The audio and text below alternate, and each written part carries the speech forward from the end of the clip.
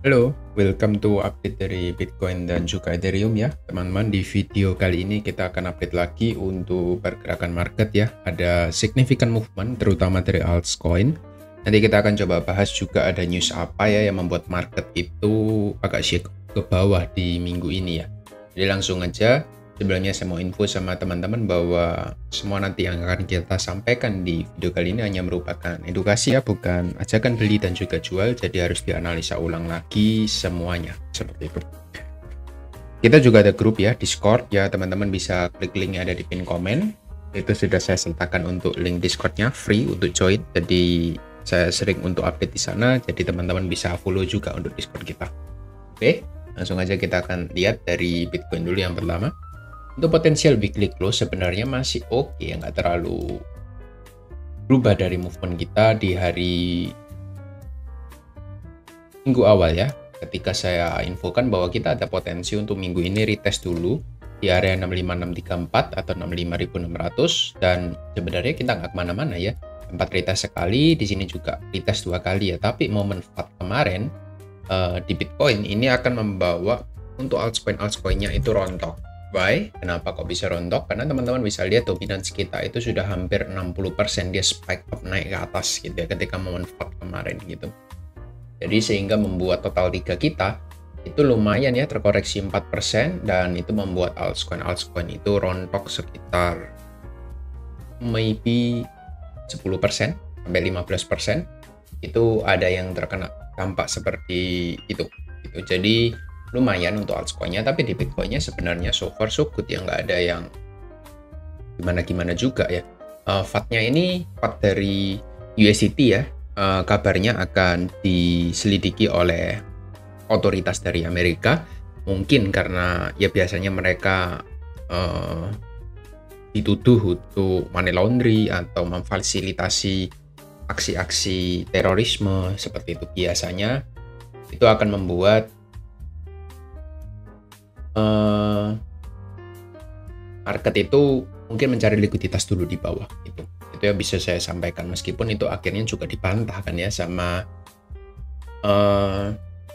otoritas terkait gitu. Jadi ya sebenarnya nggak ada yang perlu dikhawatirkan. Proses penurunannya cuma rebalancing dari candlestick bullish yang terjadi di minggu kemarin, itu aja sih catatan dari saya, nggak terlalu banyak perubahan. Juga dari monthly, potential closing monthly kita sebenarnya sudah mengkonfirmasi inside bar yang ada di bulan kemarin gitu. Kita sudah berhasil breakout.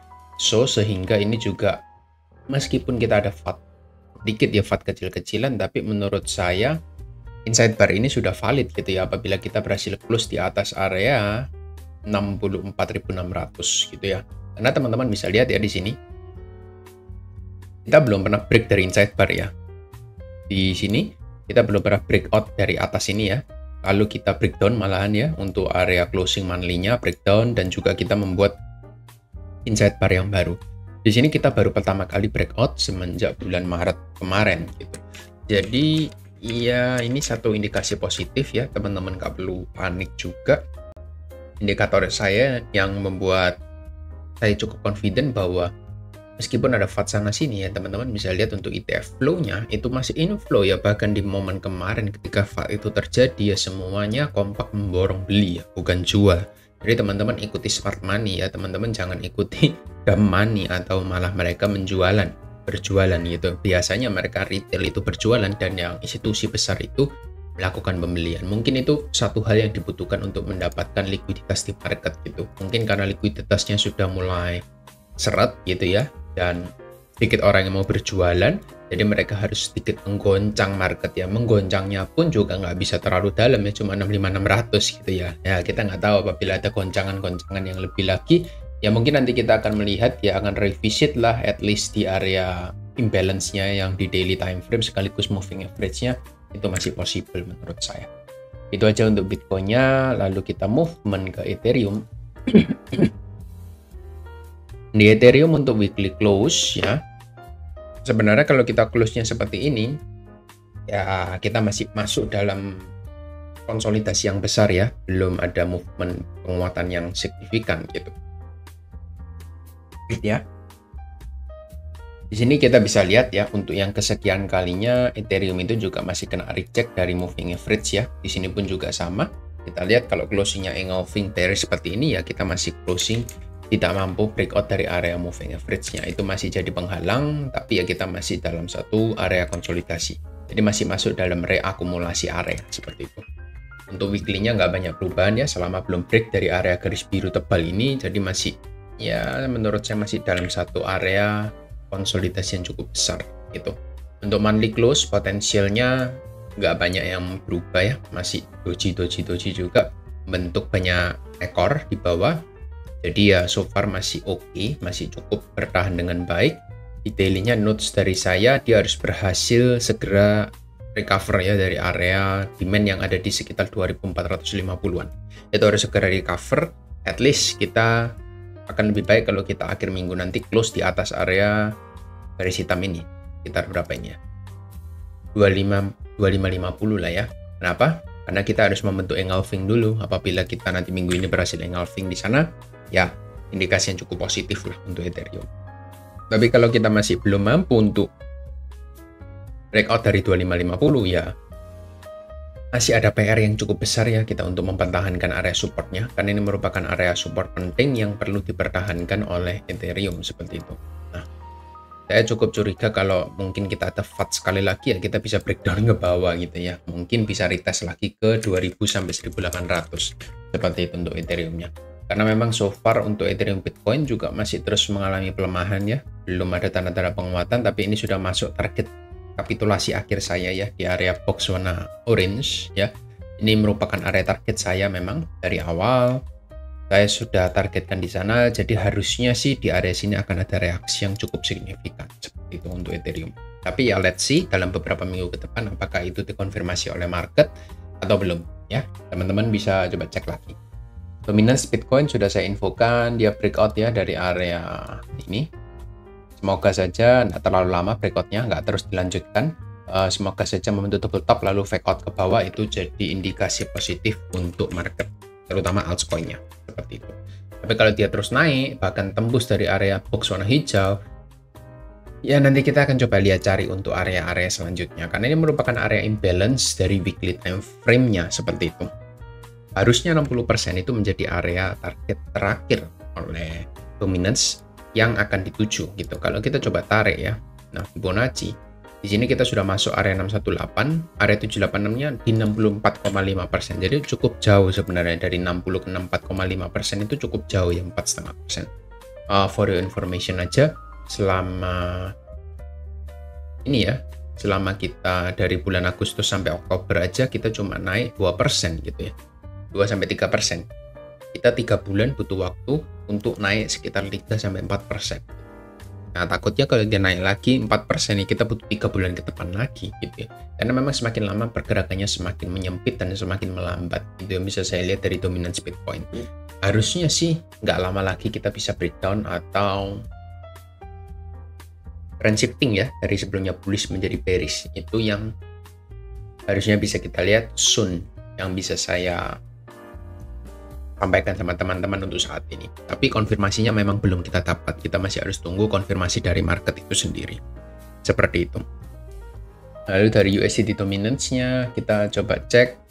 So far ini masih dalam satu proses retest naik ke atas ya. Teman-teman tidak boleh lupa ini ada moving average. Harusnya kita bisa recheck untuk drop lagi ke bawah gitu. Harusnya nanti market bisa recovery lagi ya untuk minusnya kemarin gitu. Kita masih punya sekitar, berarti kita masih ada bonus sekitar 8% untuk potensial penurunan dari USDT dominance-nya. Seperti itu.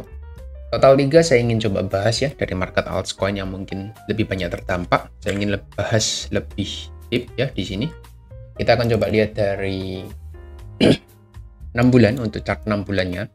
Untuk total 3 sebenarnya untuk 6 month ya, untuk pergerakan di 6 bulan yang masih ongoing running ini masih membentuk doji menurut saya. Doji ini apa? Masih ada tanda-tanda kita masih bisa up lagi atau menguat gitu ya di 2 bulan sisa terakhir, karena memang secara statistik di bulan November Desember itu cukup hijau untuk market total 3 gitu ya. Lalu di 3 bulannya kita melihat sebenarnya untuk total 3 nggak kemana-mana ya. Dia cuma bertahan di area 605 miliar dolar ya untuk closing dari 3 bulannya. Dan ini masih ada 2 bulan lagi, jadi masih cukup dini untuk kita bahas closing dari 3 bulannya. Kita masih baru jalan ongoing 1 bulan untuk di total 3-nya. Di monthly time frame-nya kita melihat lebih jelas lagi, kita sudah mendapatkan engulfing ya di bulan kemarin. Sebenarnya bulan ini merupakan bulan konfirmasi apakah dia bisa melanjutkan kenaikannya ataukah dia jebol dari area supportnya yang ada di 560 miliar dolar. Ya, kita nggak boleh close di bawah 560, maka itu yang bisa kita lihat sebenarnya 560 ini apakah bisa bertahan atau enggak di area sana. Karena itu merupakan area support penting dari total 3. Kalau dia jebol dari situ, maka skenario bullish-nya akan menjadi invalidasi kembali. Dan mungkin kita butuh waktu lagi untuk bisa recovery lagi, seperti itu. Untuk closing monthly time frame-nya, ya. Monthly time frame sekali lagi, bukan di weekly atau daily time frame. Di weekly-nya pun kita melihat masih cukup ranging ya, belum banyak pergerakan juga. Ini menurut saya untuk flag ini sudah unrelevan ya, sudah nggak relevan, jadi kita akan coba hapus ya. ABCDE juga kita coba hapus. Kita akan coba cari movement yang lain seperti konsolidasi ya. Saya melihat cuma konsolidasi di area support dan resisten 660 sampai 540 miliar dolar. Kita hanya konsolidasi di sana. Ada chance kita memang retest di area middle-nya ya. Middle-nya kurang lebih di 600 miliar dolar. Kita kemarin retest di sana. Saya akan coba tandai 3 area ini sebagai area penting ya. Karena memang 3 area ini merupakan area konsolidasi semenjak bulan Juni kemarin gitu. Di daily-nya mungkin teman-teman bisa lihat lebih jelas ya. Untuk area middle-nya ini kita masih holding dengan cukup baik di area middle dan juga ada area support dari moving average-nya seperti itu. Jadi untuk update dari total 3 mungkin saya akan bahas lebih deep ya di momen kali ini dibandingkan semuanya. Karena memang teman-teman saya rasa lebih banyak holds untuk altcoin-nya dibandingkan dari Bitcoin-nya. Jadi semoga ini bisa menjawab juga pertanyaan teman-teman. So far selama kita masih bertahan di area atas ya, area atas sih ya nggak masalah ya. Kita ada chance untuk naik lagi ke 660 miliar dolar gitu. Yang jadi bahaya apabila kita nanti jebol dari moving average dan juga jebol close di bawah area 600 miliar dolar. Itu nanti ada potensi kita main di box warna yang di bawah seperti itu. Itu aja sih notes dari saya untuk total 3. Semoga bisa membantu ya untuk teman-teman yang bingung untuk arah market bagaimana. Dan market kemarin yang lagi shake out gitu ya, teman-teman bisa coba sesuaikan dari portofolio teman-teman masing-masing. Seperti itu. Itu aja ya, thank you semua dan see you on next video. Bye-bye.